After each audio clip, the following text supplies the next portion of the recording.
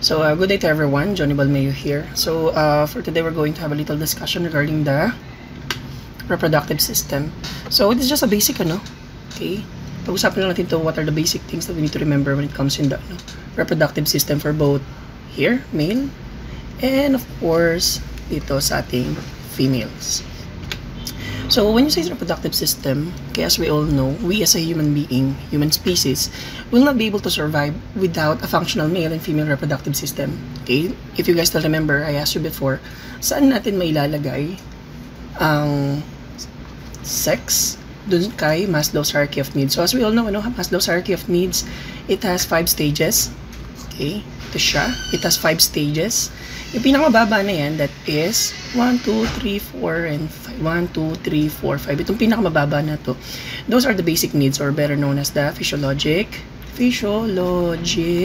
needs. Okay, the second one is the security needs. Security needs. Then the third one is the love and belonging needs. Then the fourth one is about self-esteem.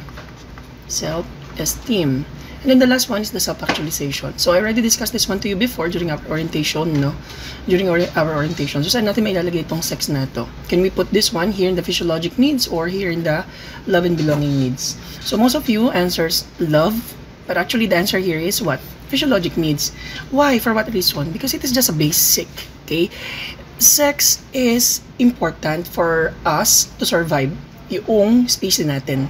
Because without sex, we'll go extinct. So it's really important, Some of you kasi, you answered guys back then, you put it here sa may love because you will not be able to have sex without love. That's a different story, okay? So, again, sex is under the physiologic need. This is really important for our species to survive, okay? So, the reproductive system plays a very important role when it comes to the development of the structural and functional differences between sa lalaki at saka sa may babae. Also, it influences our behavior. What else? It's important in the production of the offspring o yung magiging anak natin. However, a reproductive system, unlike any other organ or system, it's not really necessary for what? For the survival of the individual human. Sure, sabi mo kanina, it's really important for our species to survive. Bakit parang contradict naman dito sa may last statement? Well, actually, this statement came from Seeley, yung libro na ginagamit natin. Okay? So, sinabi niya rito that it's not necessary for the survival of an individual human. Ibig sabihin, if I am a male, tinanggal yung aking testes, tinanggal ang aking penis, I was still able to survive. Mabubuhay pa rin po ako as an individual. Okay? So, dito kasi sa may first statement na to, it talks about what? Our species. Okay? The humanity. But here, individual po ang pinag-uusapan po natin. Okay? So, even though wala kang reproductive system, you'll still be able to survive. Okay? So, ano ba ang function ng ating reproductive system? Primarily, production of gametes. So, ano po ba itong gametes na to? Okay? Guys, when you say gametes, okay, ito yung mga tawag dito, a cell in our body that are important for the reproduction. Okay? So, male has a different gametes, female has a different gametes. So, ang gamit ng lalaki, we have what we call, napawisan yung kamay ko, the sperm. Okay? Then sa female naman, we have the ova or the ovum. Okay? Or better known as the egg cell. Okay? Next one is fertilization. Okay? So when you say fertilization, this is actually what? Okay? Ito yung pag-meet ng sperm cell at saka ng egg cell. So once these two gametes, okay, combine, once these two gametes meet, okay, ito na tinatawag natin na fertilization, okay? So, another one is the development and nourishment of a new individual. Okay, ano po ito? Ito yung tawag natin na offspring. O, in other words, yung iyong baby or anak. Yes. Okay, the development and nourishment of a new individual. Okay? Kung ang baby nasa sinapupunan, paano niya nare-receive ang nourishment? Nasa may uterus siya. Of course, placenta. Pag nilabas na ang baby, paano magkakaroon ng nourishment? Diyan papasok yung okay, the mammary glands. Okay, yung milk na pinoproduce ng breast. Okay, so doon, nabibigay natin yung nourishment. At the same time, okay, we can give the development and also the growth of the baby. And lastly, production of reproductive hormones, which are important for what? For puberty, okay, maturity, Okay, what else? Okay, sa may pagpaparami ng ating species. Okay, so those are the functions of our reproductive system. So as you can see here in this picture, okay, sa may male, it comprises of what? Okay, you have the testes, your penis, some other glands and vesicles. While sa may female naman, we have here the uterus, the vagina, ovary, but at the same time, kasama rin po rito ang ating mammary gland. Mammary gland ng babae. Okay? So that they will be able to do this function. Development and nourishment. Tandaan natin na when it comes to the development, baby nasa sinapupunan pala nagkakaroon na ng development yan. Kaya nabibigyan na ng mother yung nourishment na kailangan para kay baby kahit nandun pa lang siya sa may womb. Okay? So papasok yan doon sa ating subject na NCM 107 pagka level 2 na kayo. Okay? So these are the major reproductive organs of human being. Okay? For male and female. Next, let's talk about your gametes. Okay, so as I have said to you a while ago, okay, when you say gametes, ito yung cells sa katawan natin that are important for the reproduction. Okay, so gametes, better known as your sex cells. So sa mga, what do you call this one?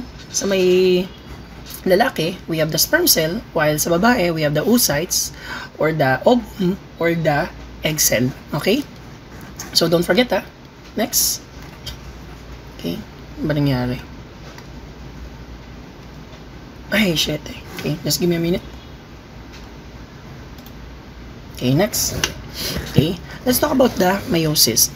Does it look familiar to you guys? Yes, baka maalala ninyo yung naging discussion natin during our second day topic about mitosis. So is it related to the mitosis? Yes, they are. Magkamukha sila, although there are some differences. When you say meiosis, it's a special type of what? A cell division. So sir, parang mitosis din po pala ito, no? Kasi in mitosis, there is a cell proliferation or cell division, which is true.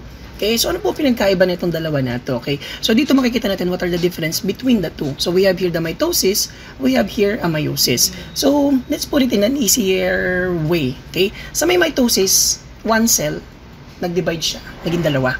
In the meiosis, it's kind of different. So we have sperm cell, egg cell, nag-combine sila, okay, and it form a zygote. And from here, okay, they will reproduce. Magmo-multiply sila. In the mitosis, we only have 2 diploid daughter cells. While kay meiosis, we have 4 haploid daughter cells. So, mas marami po ang proliferation dito? Yes. Okay? But tandaan din natin, once na nagkaroon ng meiosis, nagkakaroon din po ng mitosis during the development of the baby. Okay? Next. Now, from fertilization to fetus. Ano po itong fertilization na ito? Nabanggit ko na sa inyo kanina. When you say fertilization, it is a combination, pagsasama ng dalawang gametes. These are the union of the sperm cell and then the oocyte or the egg cell. Okay, so that is the fertilization. Next one, ano naman po itong tinatawag natin na zygote? Okay, when you say zygote, ito na yung na-produce natin. So, nag-meet yung dalawa, we have the sperm cell and egg cell. Once na nag-meet na itong dalawa na ito, okay, they combine, naging isa na sila, ito na tinatawag po natin na zygote. Okay, tandaan na hindi pa po ito fetus, it's still a zygote. They develop into an embryo, okay, 3 to 14 days after the fertilization. But still, they are not still a fetus. Okay, so embryo naman, 14 to 56 days, mako-consider natin yan na embryo. Ganito ang itsura niya. Pero, masasabi natin na fetus yan, if they have reached 56 days. Okay? If they have reached 56 days after fertilization. So, ano itsura niyan ng fetus? Tingnan natin. Yan, malapit na. Okay, malapit na. Ay, nalagpasan na natin. So, yung nakita ninyo, kapag meron na siyang mata, nakikita na yung bibig, nakikita na yung kamay, that is already a fetus. Okay, gano'n na itsura niya, para na siyang maliit na bibig yan, parang ganito. Yan. Okay? So, yung itsura na yan, that is already a what? A fetus. Okay? Next, let's talk about the male reproductive system. Pag-usapan natin sa may lalaki. Okay, the male reproductive system consists of what? Your testes, yung bayag.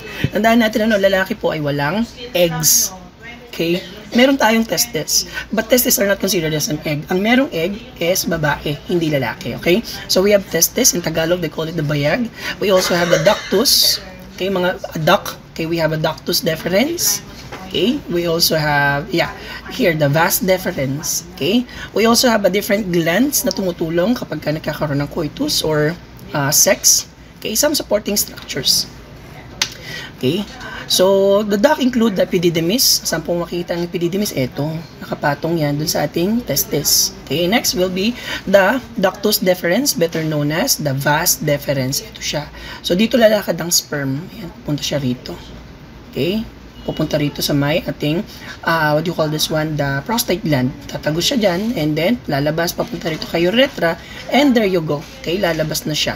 Okay, kasama na yung mga sperm cells. Okay, next, we have some accessory glands. Ano naman po itong mga accessory glands na ito? When you say accessory glands, accessory meaning tumutulong lamang po sila. Okay, so ano itong mga accessory glands na ito? We have seminal vesicles, prostate gland, and bulbourethral glands. Okay, so we have here a prostate gland. Dito we have here the bulbourethral glands. Okay, yung mga glands na yan, tumutulong sila prior to the sex, prior to the ejaculation. Okay, sila yung nagpapadulas doon sa may lalabasan ng sperm. Sila yung nagbibigay ng nourishment sa may cell hanggang sa dumating siya doon sa may vagina. Okay, there are also some supporting structures sa male reproductive system. Okay, so we have the scrotum and then the penis. Okay, so scrotum, ito po yung tsura niya. Okay, kakayamang tignan, pero ganito talaga yung tsura niya, ano, kulo-kulubot. Okay, so try to extend your upper extremity and then hawakan mo itong siko na ito. Okay, so that's the texture of a scrotum. And of course, we're already familiar with the penis. Okay, alam naman natin kung ano yung tsura niya. Okay, so this is the scrotum. Yan yung nakahold kay testis. Okay, so sa ano naman po ito, napakalaki po na ito. Diba, that is actually a scrotal hernia. Okay, lus-lus, kaya lumalaki po ng ganyan. But there are also some cases na ganito kalaki pero hindi hernia, and that is what we call the elephantiasis. Okay, scrotal elephantiasis, kaya lumalaki ng ganyan. To the point na ano, ala na, di mo na makita kung nasan yung penis. Okay, but in this case, itong kaso po na ito, this is actually a scrotal hernia. Okay, so next. Okay, so this is what the male reproductive structure is. Dito natin makikita what are, okay, the different structures. So from the testis, to the epididymis, the ductus deferens, the dadaan dito, we have the different glands, the seminal glands, we have the prostate glands, okay, dadaan siya rito, and then magkakaroon na, dito bulbourethral glands, then daraan siya kay urethra para ilabas. Okay, so we have the scrotum here, as I mentioned to you, yung scrotum natin, ganito ang texture niya. Parang kulo-kulubot. Okay? They contain the testes. Sila yung nakahold sa testes. They contains also the dartos muscle. So, ano po yung dartos muscle niya? Yan yung nagpapaano. Okay? Nagmo-moves doon sa may scrotum para tumaas or bumaba yung ating testes. Okay? Yung testes ng mga lalaki. Okay? Para tumaas, bumaba. Pansinin ninyo, no? It depends on the temperature. Kapag ka masyadong malamig, yung testes sumaangat. Pagka mainit, bumababa. Why? Because sperm must develop at temperature less than body temperature. Okay? Kaya kailangan yung testis is what na maintain natin doon yung temperature na appropriate lamang sa kanya. So kapag lumalamig ang panahon, tumataas siya, para sa ganun, yung temperature ng katawan makatulong doon sa may, okay, maintenance ng init dito sa ating, okay, testis. Sa ganun yung sperm, maintain natin yung buhay. Okay? So yeah, we have here the scrotum again. Okay, we have the dartos muscle. Okay, next. Okay, so we have the testes. As I mentioned to you, the testes is the primary male reproductive organ. Andi rito yung mga sperm. Kasi dito nagkakaroon ng production ng sperm. Okay, so sino yung nakahawak dito? It is the scrotum. Okay, in the testes, we have here seminiferous tubules. Meron dito mga tubules sa loob niyan. Okay, and this is where the sperm are being produced. Okay, ayan, ganito yung tsura ng ating seminiferous tubules. Ayan, yung mga yan. Dito nagkakaroon ng production ng ating sperm cell. Okay, so once they are ready, okay, pupunta ngayon sila rito for what? For the maturity naman. Okay, next we have the epididymis. Okay, ang epididymis po natin, they are thread-like tubules on the side of each testis. So bawat testis, we have two. Okay, nakapatong doon, ito siya. Okay, ayan, nakapatong. That is actually the epididymis. Okay, this is where the sperm continue to mature. Dito nagkakaroon ng maturity. At the same time, okay, dito nila nakukuha yung ability ng sperm cell, the ability to swim. Because the ability to swim is very important for what? Okay, sa pagkakaroon ng formation ng dalawang, tawag na nga doon. Okay, alala pa? Okay, pag nag-meet si sperm tsaka si egg cell. Okay, the egg cell and then the sperm cell. Okay, so importante yung ability na makalangoy ang sperm. Okay, next one we have the ductus deferens, better known as I mentioned to you, vas deferens. Okay, so pag lumabas ito sa may quiz ninyo or sa may exam, always remember that they are just the same. Okay, ductus or vas deferens. Okay, they extends from the epididymis and joins the seminal vesicle. So asan po yan ito? Okay, yan. punta rito. Okay? And then we have here the seminal vesicle, in which yung seminal vesicle na pag-usapan natin, tutulong ngayon yan for what? Okay, for the sperm. Okay, so may pagpapadulas, bigay ng nourishment. Okay, also your vas deferens or the ductus deferens, ito yung kinakat during the vasectomy. Okay, yan, kinakat yan, ilaligate yan. So once na nakat yan, known as the vasectomy, so yung sperm na napunta rito, pagka kinailangan, pupunta siya rito, kaso nga lang pagdating niya rito, since it has been cut already, there's no way na yung sperm ay pupunta pa or lalabas, papunta kay urethra, palabas, papunta dun sa may vagina. No, hindi na mangyayari yun. Okay, next. Okay, we have the urethra. Okay, it extends from the urinary bladder, no? From the urinary bladder, okay, and then here, okay, sa ating ductus deferens, okay, it will end dito kay penis. Ito naman, tinatawag natin ito na urinary meatus. Okay, dito na lumalabas yung ihe, tsaka yung semilla, sperm or the semen. Okay, this is the passageway for urine in male reproductive fluids. Lastly, we have the penis. Okay, so sa may penis, kung mapansin ninyo, it has a muscle, okay? Pero sir, bakit po ganun tumitigas? The penis doesn't have any bones, okay? Pero tumitigas siya. Tumitigas yan because of what? The two muscles. Actually, 3 muscles yan. Pero itong dalawa kasi na to, we call it the corpus cavernosum. Dalawa yan, dalawang muscle dito. And then here, we have the corpus spongiosum. Okay, muscle yan. Okay, so sir, bakit po tumitigas? Okay, paano yan tumitigas? Because those 3 columns of erectile tissue fill with blood for erection. So meaning, okay, napupuno yan ng dugo, kaya nagkakaroon ng erection, kaya siya tumitigas. Okay, but again, those are muscles. So don't forget, because again, those 2 muscles, okay, one set of muscle, the corpus cavernosum and corpus spongiosum. Okay, so pansinin din natin dito sa may corpus spongiosum natin, sa may gitna rito, that is actually yung urethra. Okay, so sa may urethra dyan lumalabas sperm and ihe. Okay, what else? So the penis, okay, it has an ability to transfer the sperm from male to female reproductive organ, okay, doon sa may vagina. So pag pinasok, okay, nilabasan, okay, of course, si penis na maglalabas nun.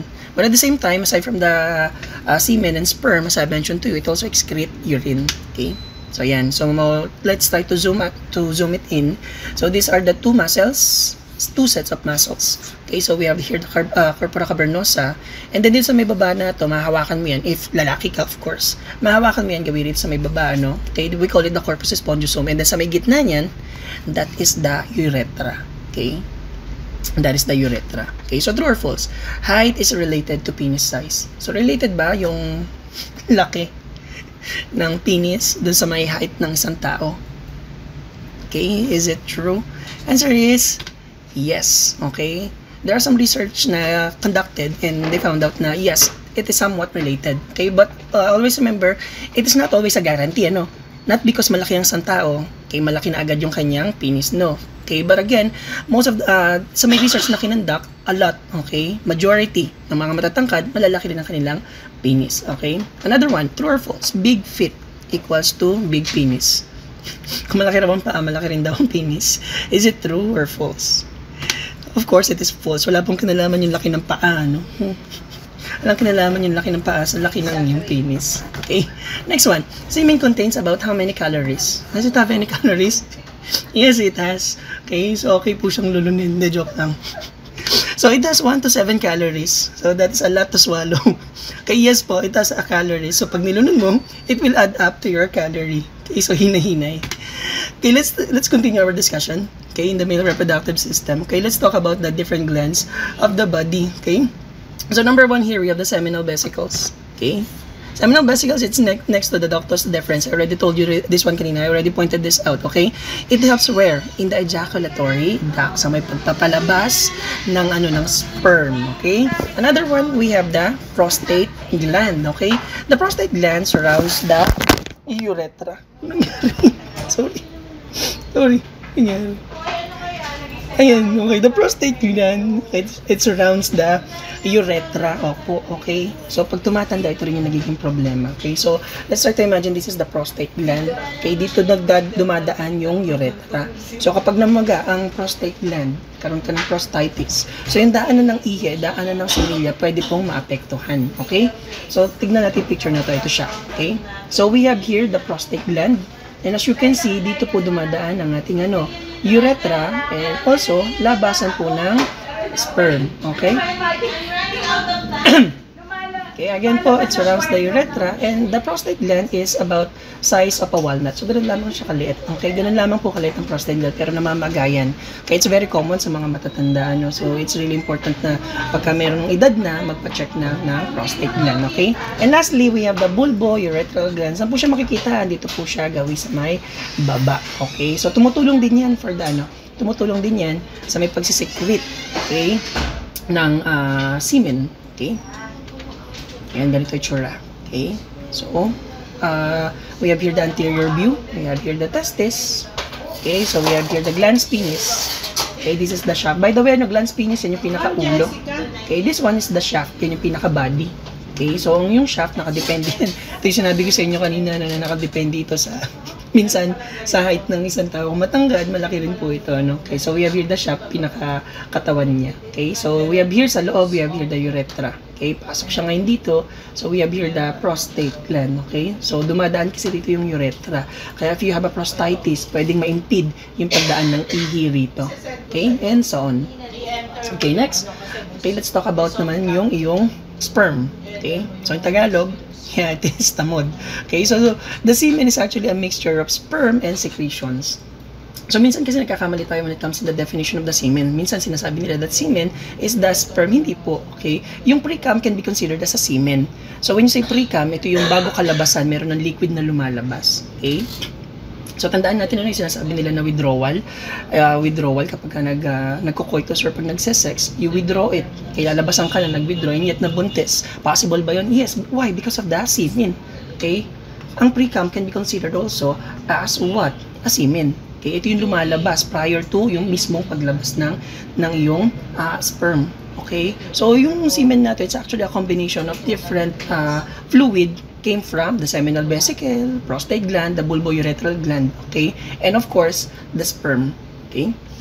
So, again semen is not sperm. Okay? Semen is a combination of those fluid. Okay? So, again, sperm and semen, two different things. Okay?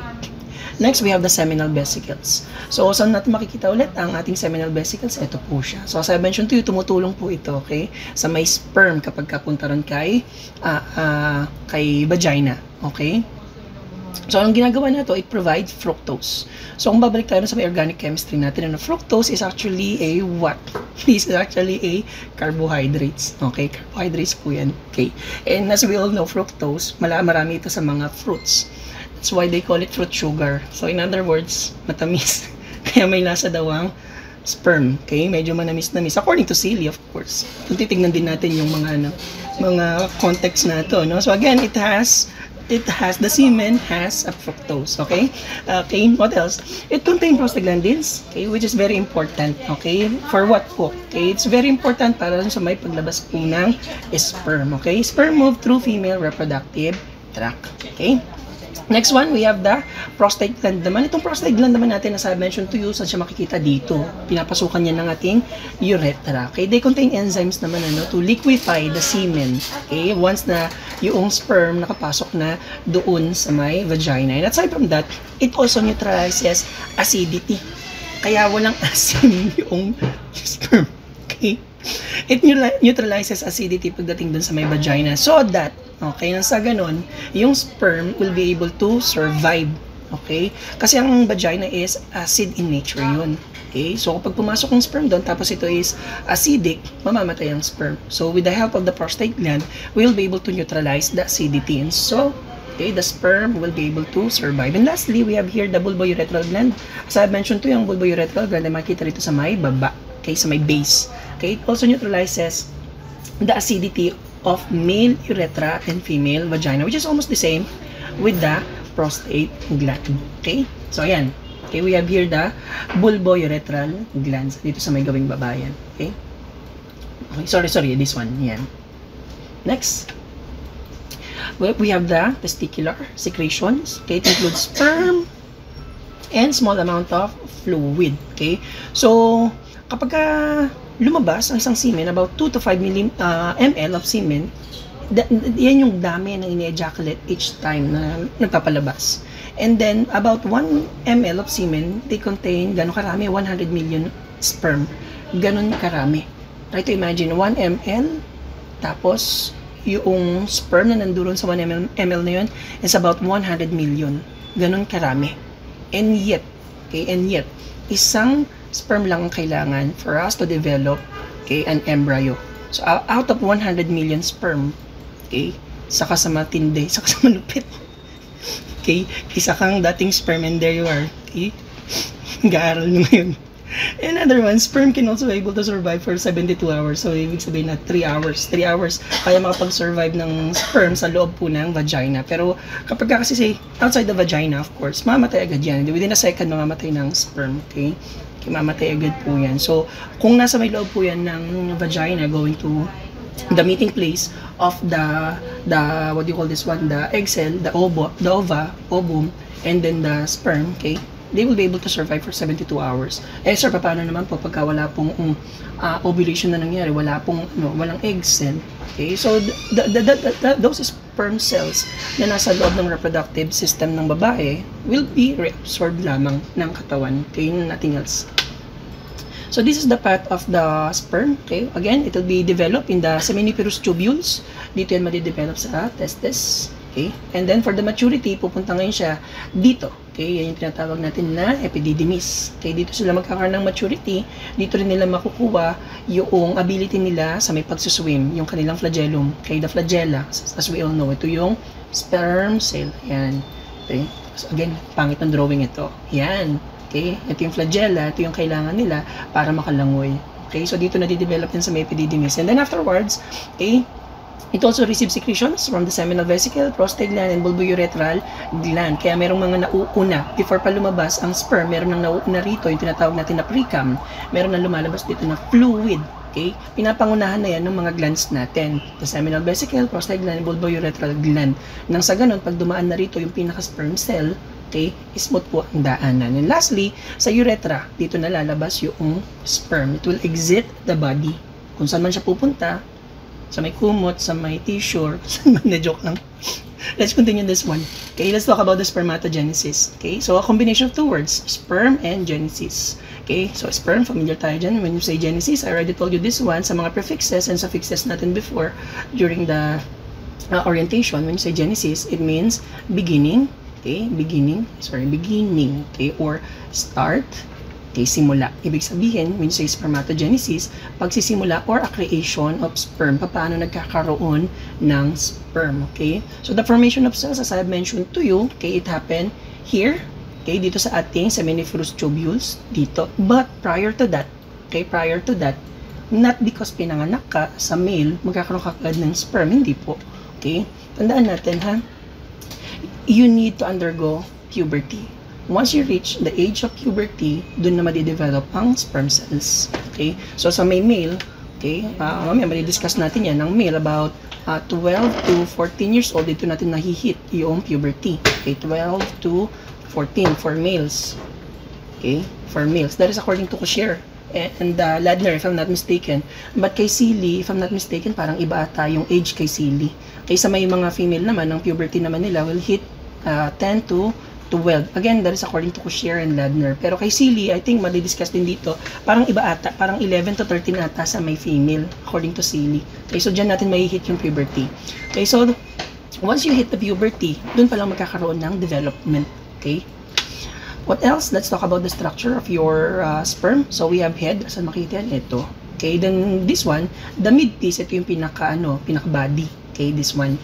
And then itong tail na to, that's the flagellum. Ito ang ginagamit for the movement. So importante po ba ang flagellum para sa sperm cell? Definitely. Definitely. Kung mahina ang paglangoy ng sperm cell, they will not be able to reach their goal, which is the egg. What else? The male sex hormone, mabilisan lamang po ito because I have discussed this one to you before. So there are male sex hormones, makikita natin. We have the GnRH, better known as the gonadotropin releasing hormone. Meron din pong LH, the luteinizing hormone, and then the FSH, or better known as the follicle stimulating hormone. Maliban dyan, meron pang dalawa. We have the testosterone and inhibin. So those are the hormones that are necessary, for the development, for the puberty, and for the development of sperm cell. Okay? So, yan yung mga hormones na kailangan natin. So, mamaya baka madidiscuss natin sa may female sex hormones. Meron din ng female na GnRH, LH, FSH, then estrogen and progesterone. So, sir, bakit po walang testosterone? Actually, ang male, meron po silang testosterone, pero maliit lamang na amount. Okay? Maliit lamang na amount. Sa may female naman, they have estrogen and progesterone. So, wala po ba sa may male yun? Actually, meron din, pero konti lang. Estrogen is a female hormone. Progesterone is a pregnant hormone. Okay, so mas malaki po ito sa may babae kumpara sa may lalaki. Same with the testosterone. Malaki yan sa lalaki, pero konti lamang yan sa may babae. So once again, we have the GnRH, the LH, FSH, the testosterone and inhibin. Those are the male sex hormones. Okay, responsible for the puberty. Okay. So ayan, ito na tayo, male puberty. Ayan, kay Silly, 12 to 14. Same, okay? And it ends around 18 years old. Testosterone is the major male hormone. Bakit ka nagkakaroon ng balbas, bigote, ng maturity, nagbabago ang boses mo, okay? Nagbabago ang skin, lumalaki yung muscles, nagkakaroon ng mga konting fats sa may part ng katawan na dating wala, okay? It's because of what? Okay, you have reached the puberty, okay, the pubertal age, okay?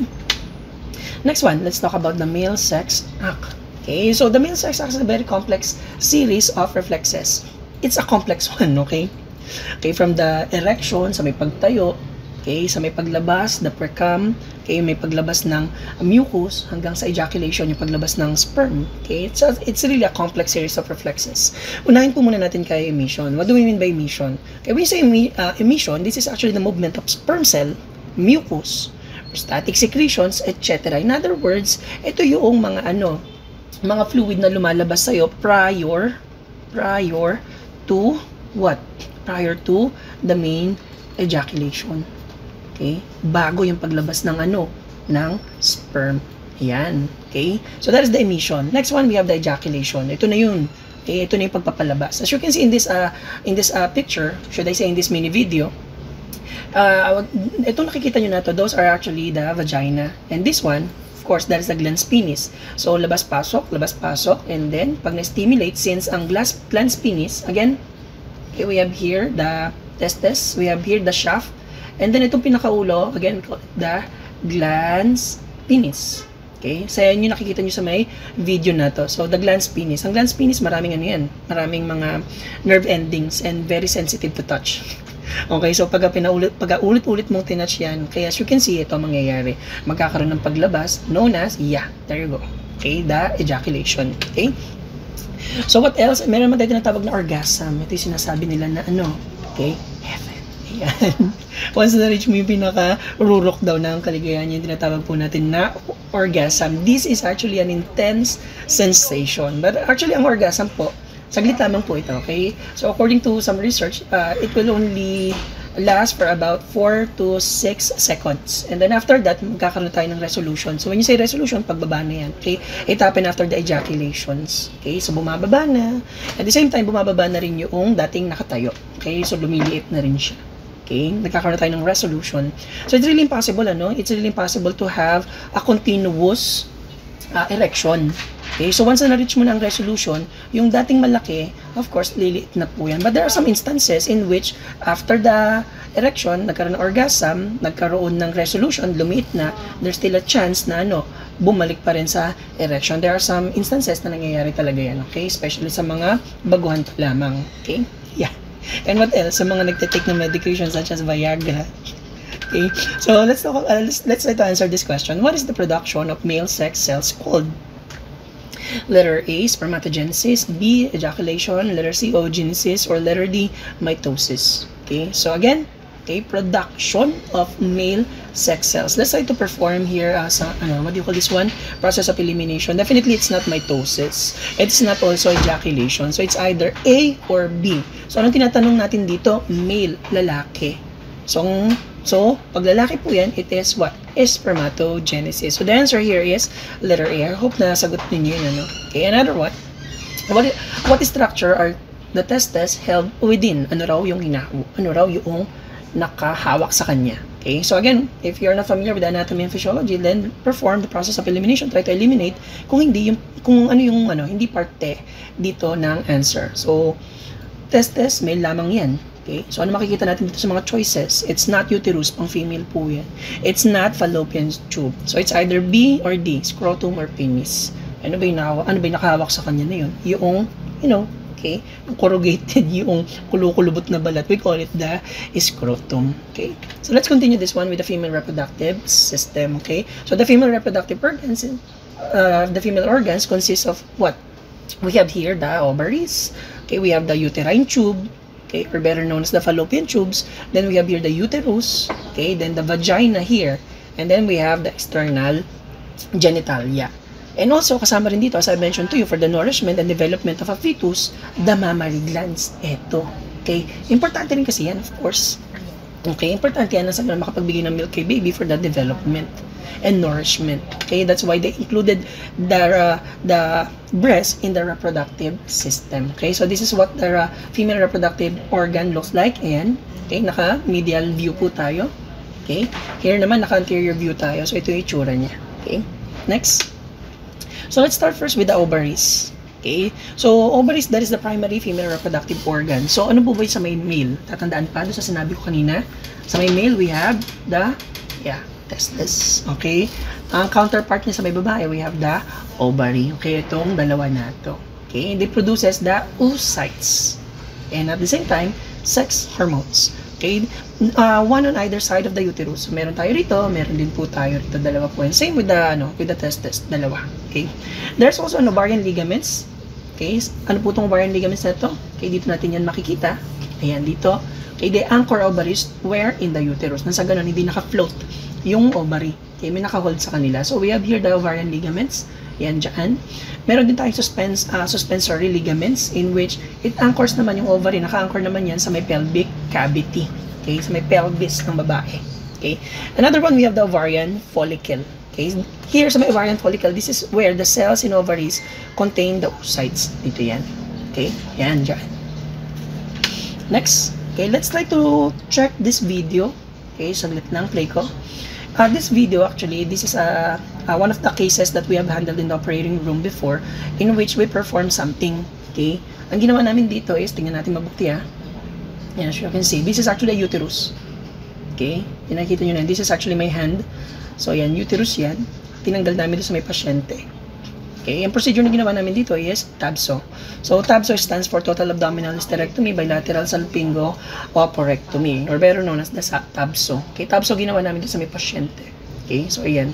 For educational purposes, ayan, nawakan ko. Napakita ko rin sa may video na to. Okay, sa may TABSO na to, tinanggal natin yung okay, so check nyo na lamang yung procedure. Okay, Total Abdominal Hysterectomy. Okay, ibig sabihin, tinanggal po natin yan. Okay, next one, we have the bilateral salpingo. Okay, so ano naman po ito? This one, tawag dito, the fallopian. Okay, fallopian tube. Yan. Okay, then oophorectomy. So we have here this one. Yan yung mga tinanggal natin. Okay, so question here.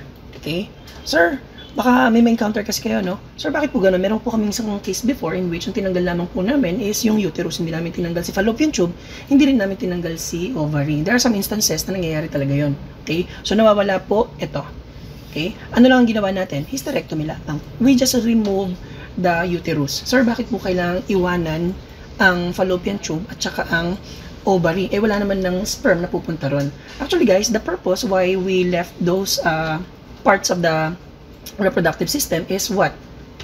Okay, madidiscuss ko ba rito? Hindi pala. Okay, for what? Because your ovary is responsible for what?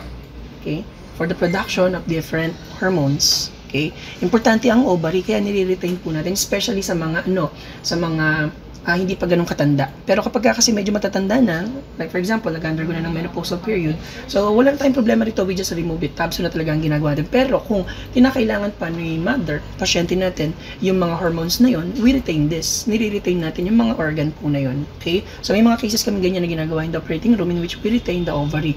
For what purposes again? Okay? This is for the hormones. Okay? Para sa ganun, continuous pa rin po ang production ng hormone ng babae. Okay?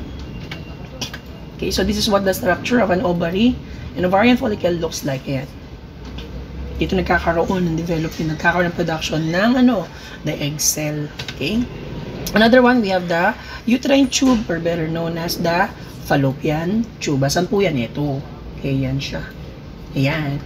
Ayan. That is the fallopian tube. Okay? So, this part of the uterus, which extends toward the ovaries and also receives the oocytes, or the egg cell. So, dito sa egg cell, tatravel. Ayan. So, dyan siya magta-travel. Going to here, the uterus. Okay? So, another one, we have the fimbriae. The fimbriae, ito yung lagi sinasabi sa mga students ko, ang fimbriae, para siyang mga daliring maliliit.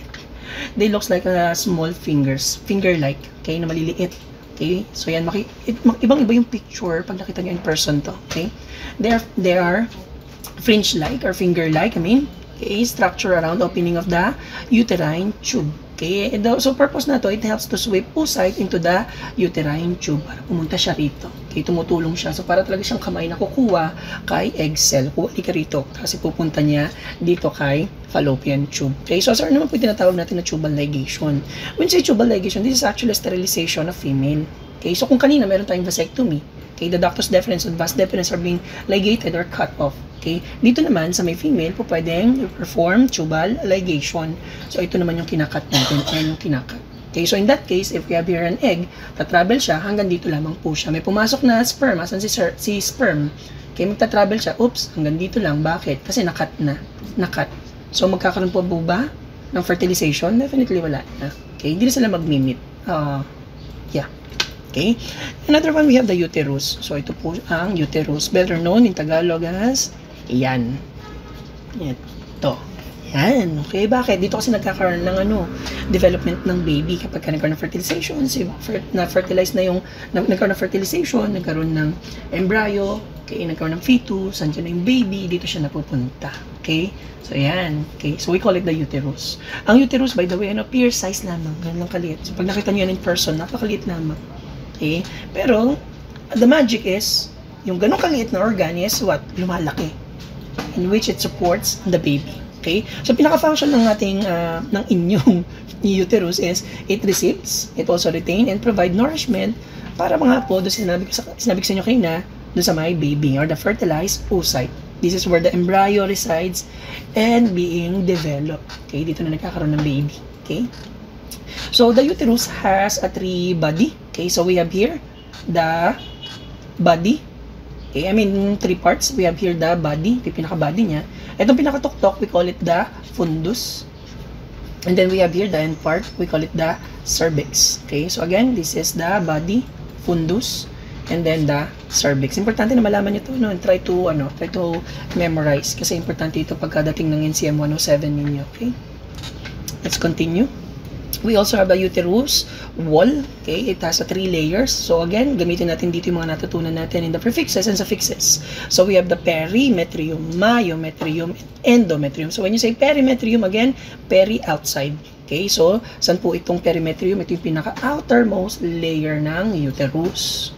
Okay, and then we have the myometrium. So myo, again, myo is a prefix which means, again, that is, yes, muscle. Okay, so itong muscle part, that is the myometrium. And then endometrium, endo, a prefix which means, very good, it is inside. Okay, itong lining na yan, yan yung nag-slough off, yun yung natatanggal during the menstruation. Okay, kaya medyo dugo talaga. Okay, another one, we have the vagina. Favorite. So, saan ang vagina? So, after cervix, ito na po yan. Okay, dito pumapasok. Okay, dyan pumapasok. Okay, so that is the vagina. Okay, it extends from the uterus then outside of the body. Okay, so the male copulation organ that receives the penis during the intercourse. So siya yung nagre-receive, dito nagkikis-kisan. It also allows menstrual flow. Okay, so pag nag-slough off na to during the menstruation, yan dyan daraan. Okay, so yan. Again, yun na nga ito natatanggal na ito, that is the endometrium. So yan, dyan siya lalabas. Okay, it also involves where? In the childbirth. Okay, so pagka nabuo na rito yung baby, of course, dito lalabas si baby sa may vagina. Okay, it contains a very muscular wall and also a mucous membrane. Kailangan talaga may mucous membrane yan. Kailangan madulas kasi kung walang dulas yan, delikado. Okay, yung mga mucous membrane yan are very important maliban dun sa may sex or coitus. These are also important for what? For the what do you call this one?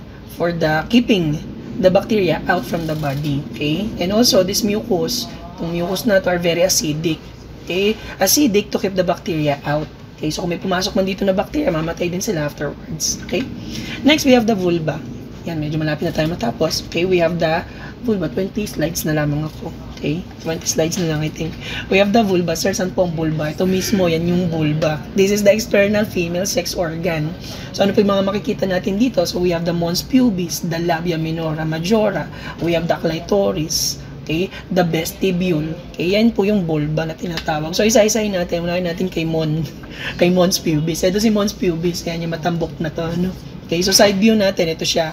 Ayan, yung medyo matambok na yan. That is the mons pubis. It is a fatty layer of skin covering the pubic symphysis. Okay? Sabi nila, ito yung pinakamalambot daw na part ng katawan. Okay, ito yung pinakamalambot at saka itong part na to ang pinakamalambot na part ng katawan. For what reason?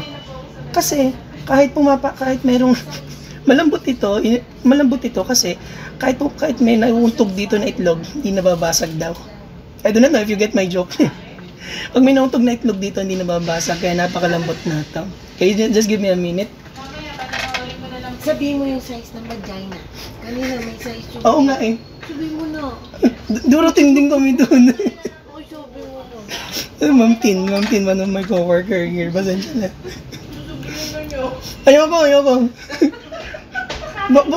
Baka magkabusuhan. Baka mabisto.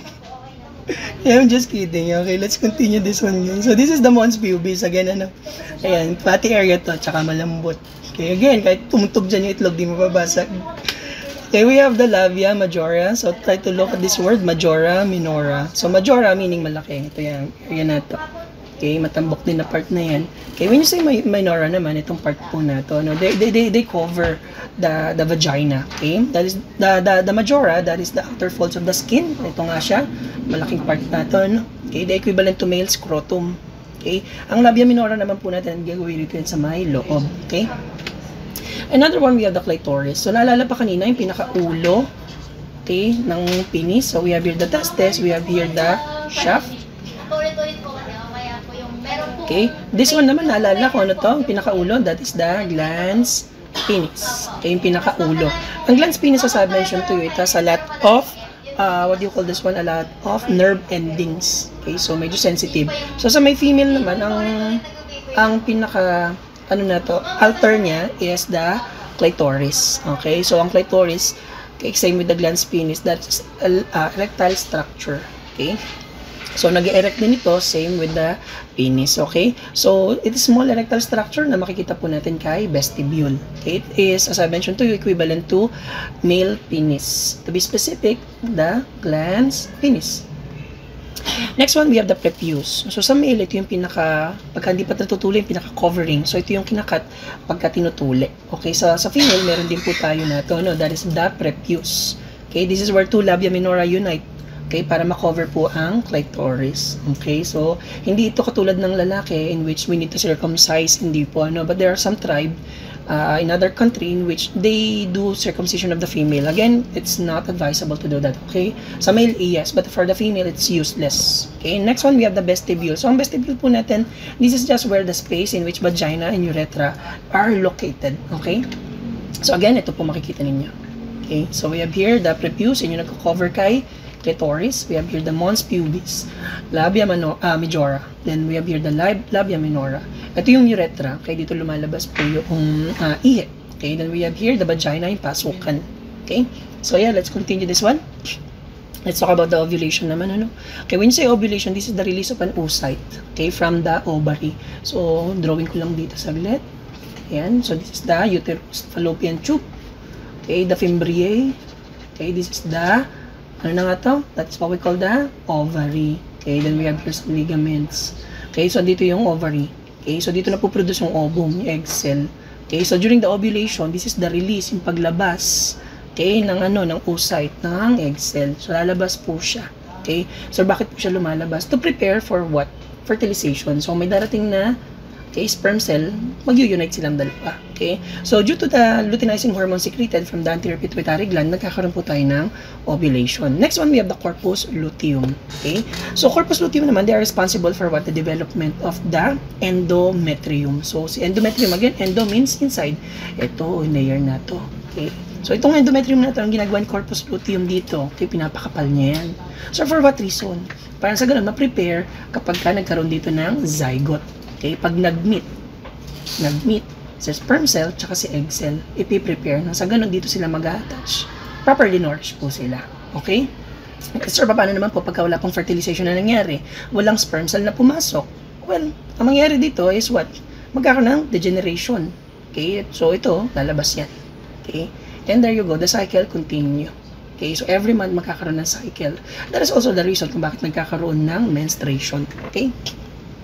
So, yeah. Let's talk about the female puberty naman. It begins what age? 11 to 13. As I mentioned to you, iba kay, kay fundamentals of nursing. Sa fundamentals of nursing kasi 10 to 12 years old. Okay, dito kay Silly, 11 to 13. Okay, so sa mga lalaki naman medyo late, 12 to 14 years old. Okay? So sa may mga lalaki, it completed by 18 years old. While sa may female naman, it will be completed by 16. Kaya kung mapapansin niyo, no? Okay, nung high school tayo, okay, at the age of 10 to 12, nililate natin. Samantalang yung mga babae, katatangkad sa atin. But once ma-reach na natin yung age na 12 to 14, mas matangkad na tayo. Because late ang puberty sa mga lalaki. Okay? And again, sa mga babae, it ends or completed by 16. While sa atin, ang mga lalaki naman, 18. Okay? So, saan naman po yung tinatawag natin na first period menstrual bleeding? Ito yung tinatawag natin na menarche. Okay? Ang menarche, ito yung first, okay, yung first na menstruation. Unang dugo. Okay, yung tinatawag natin na menarche. Okay, so during the puberty, marami nagbabago sa may isang babae. Nagkakaroon ng additional fat. Saan po yan pupunta? Sa may breasts, tsaka sa may hips. Okay, so maraming changes din na nagbabago. Okay, physically. What else? So there's also a hormone in which tumataas. Ito nga yung sinabi ko sa inyo kanina, the women's hormone. We have the estrogen, pregnant hormone, the progesterone. Okay, so tumataas yan during the what do you call this one? The puberty. Okay, so same with the male din yan, as I mentioned to you kanina, magkakaroon lamang ng sperm cell once na ma-reach noong isang lalaki ang puberty. Same with the female, magkakaroon lamang ng release ng oocytes kapag na-reach niya yung puberty. Because of what? Because of the hormone. Okay? Next, we have the mammary glands. So sinama talaga natin yung mammary glands, the breast. Okay? Why? Kasi it's important nga for the development and also nourishment ng baby. Okay? So, sabi nila, according to Silly, it is a modified sweat gland. So, para raw siyang sweat glands. But instead na sweat ang lumabas, ang lumalabas sa kanya ay milk. Okay? It's a female breast. Okay? Begin to enlarge during the puberty. So, lumalaki. Okay? So, dati flat. Then, pagka na-hit na yung puberty, yun lumalaki na. It consists of lobes covered by the adipose. Kaya malambot siya. Kasi merong, fats. Okay? Lobes, ducts, lobules are altered during the lactation to expel what? Milk. Paglabas ng milk pagka nagpapadedi na. So, ito yung tsura niya. Okay? So, as you can see, ang dami rito ng adipose. So, we have here different ducts that are very important. So, as I mentioned to you kanina, this is a modified sweat gland. Modified sweat gland po ito. Okay? So, ang lumalabas dito, instead na sweat, milk. Okay? So, yan, malapit na tayo matapos. Again, for the female sex hormone, same with the male. We have the GnRH, the gonadotropin-releasing hormone. Meron din tayong luteinizing hormone, the FSH, the follicle-stimulating hormone. But, instead na testosterone, tsaka yung hibin na makita natin, we have estrogen and we have the progesterone that are very important for the puberty. They are also important sa may pagkukonceive ng baby. Okay, but again, as I mentioned to you, estrogen, progesterone, they are also present sa mga lalaki. Kaso nga lang, maliit na amount lamang. Okay? So, let's try to answer this question. Malapit na tayo matapos. What controls whether an embryo will develop testes or ovaries? In other words, magiging male yung baby or female. Ano rito ang magdedetermine? Or should I say, ano rito ang magkocontrol? Okay? Let's try to perform, again, process of elimination. Eliminate natin dito, sa tingin natin hindi tama. Okay? Number 1, pituitary gland. Did I mention to you about the pituitary gland? Hindi po. The pituitary gland are important for the hormone. Kaso nga lang, it does not answer the question. How about the hypothalamus? Naalala pa sa hypothalamus? Hypothalamus is very important for, yes, the temperature control. So, eliminate natin itong dalawa na ito. Okay? So, we have C or D. Letter D, presence of or absence of estrogen? Hindi po. The answer here is chromosome. The Y chromosome. Sir, bakit po? Let's try to look at this diagram. Ang egg cell or the oocyte, it always carries X chromosome. Pero si sperm, it can either X or Y. So kapag ka ang isang sperm cell, it carries X chromosome. Pag nag-combine sila ng dalawa ng egg, it will form XX chromosome. So, ang mangyayari dito, magiging female ang baby natin. Kapag ka naman si sperm, it carries Y chromosome. Na-meet niya si egg. As I mentioned to you, they always carry the X chromosome. So, Y and X. So, X and Y. So, ano mabubuo dito? Male. So, always remember, si female, it carries XX chromosomes. While male, X and Y. Okay, so siya magdedetermine, siya magko-control ng sexes. Okay, but again, medyo may konting changes, or should I say, there are some instances in which lalaki siya pero mukha siyang babae, lalaki siya pero meron siyang vagina, babae siya pero medyo protruded ang kanyang clitoris, o kaya naman babae siya, kaso nga lang mukha siyang lalaki. So, in that instances, medyo lalayo na tayo sa topic, but there are also instances na nangyayari po yun, tulad ng hermaphroditism. Ayan, mukha silang, okay, female sila by chromosome, pero yung built ng katawan nila, pang male. Okay, so yan, madidiscuss na lang natin yan pagdating natin sa may, what do you call this one? Sa may abnormal. Okay, sa may abnormal. I think madidiscuss yan sa may NCM 109 if I'm not mistaken. Okay, so yeah, sagutin na lang natin itong last question na to. What is a zygote? Okay, so zygote, as I mentioned to you, this is a combination. Pag nag-combine si sperm at saka si egg cells. Hehe, ayan. Ayan, nag-combine sila. So, asan po yan? Okay, is it an immature sperm cell? Hindi po. We call it the gametes. Is it a female sex organ? Hindi din. That is what? Okay, that is the ovary. Okay, is it a fertilized egg? Pwede. Or is it an unborn baby? Definitely not an unborn baby. So the answer here is letter C. It is a fertilized egg. Okay. So last topic natin, but I'm telling you it's not part of the exam. Okay, the contraception. Okay. So contraception, there are many contraceptions na ginagamit po natin. When you say contraception, these are methods that are being used to prevent the pregnancy. So para hindi ka mabuntis. So applicable ito for both male and female. Okay. So it includes behavioral, pwede naman barrier, pwede rin chemical, or surgical. Katulad na discuss ko sa inyo kanina, vasectomy, kakat natin ng vas deferens. Sa may female naman, kakat natin ng fallopian tube. So these are, okay, we have condoms, we have cap, we have medications, we have the copper T, we have the vasectomy, we have the ligation, tubal ligation. So those are the contraceptives na pwede natin gamitin. Again, madidiscuss sa inyo ito in NCM 107 and also in CHN. Okay, so mabibigyan ng DNDAM. But don't worry, hindi ito kasama ng exam natin. Okay, so yeah, that concludes our discussion for the anatomy and physiology reproductive system. So ready for exam? Yeah. So before we conclude this discussion, I want you to remember this one. Okay, according to Nelson Mandela, it always seems impossible until it is done. Okay, so once again, aral mabuti guys para sa my final exam natin. Okay, so yeah, that concludes everything in anatomy and physiology. Thank you very much guys.